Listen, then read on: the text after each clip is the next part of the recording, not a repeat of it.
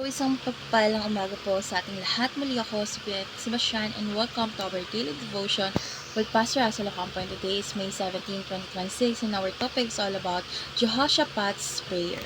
So, our scripture for today is all about 2 Chronicles chapter 17 verse 3 to 5. NI version, the Lord was with Jehoshaphat because he followed the ways of his father David before him. He did not consult the Baals but sought the Lord of his father and followed his command rather than the practices of Israel. So the Lord established the kingdom under his control, and all Judah brought gifts to Jehoshaphat so that he had great wealth and honor. So si Jehoshaphat ay isang hari na humarap sa napakalaking crisis. So, may mga bansang gustong umatake sa Judah at humanly speaking, parang impossible silang manalo. But instead of panicking, Jehoshaphat prayed. Isa sa pinakasikat niyang linya ay ito, We do not know what to do, but our eyes are on you. Napakagandang reminder nito para sa atin kasi hindi natin kailangang malaman lahat ng mangyayari sa future.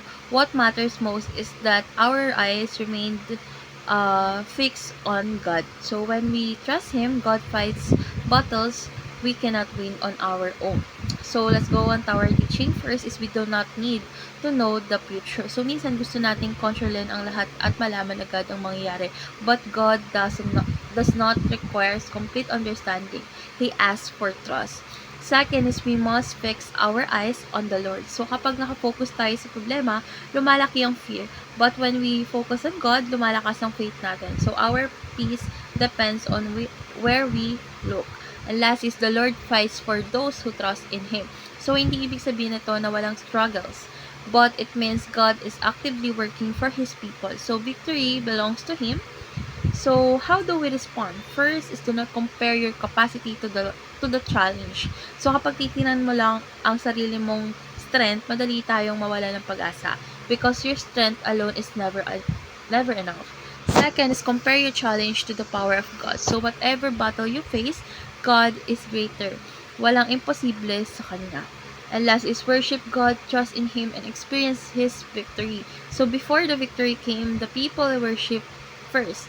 Worship is an act of faith that declares God is greater than the battle. So, why can we not experience God's faithfulness when we fail to trust in Him? Because fear and self-reliance keep us from depending on God fully. So, trust position our hearts to experience His guidance, strength, and provision. So, when we refuse to trust Him, we often rely on ourselves and miss the peace and victory He wants to give.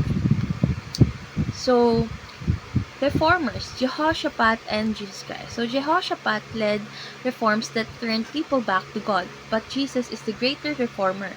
Christ does not only reform outward behavior, He transforms hearts completely. So, Jehoshaphat pointed people toward God temporarily, but Jesus brings eternal restoration and victory. So, let's pray. Lord God, when we do not know what to do, help us to fix our eyes on you. Teach us to trust your power more than our own abilities. Strengthens our faith and remind us that you fight for your people. May we worship you even in the middle of difficult battles. In Jesus' name we pray. Amen.